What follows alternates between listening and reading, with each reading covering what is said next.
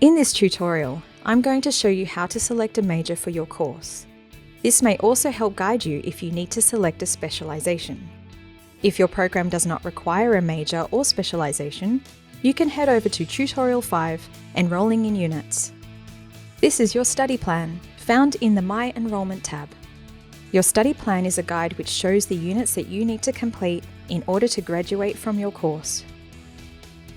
These white rectangular boxes are called structures. They show the different requirements of your course. As an example, let's use the Bachelor of Arts.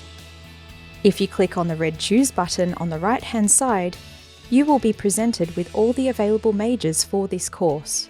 Search through the list of available majors and select the major of your choice. Before you add the major to your study plan, you preview your selection on the Study Planner screen. Here, you can see all the units that you will need to do in order to complete and qualify for this major. If you are happy with your selection, click the Save Changes on Study Planner button down the bottom. This will load your selection onto your official study plan. Please choose carefully, as you will need to submit a change of major application via AskMQ if you would like to change your major. Done!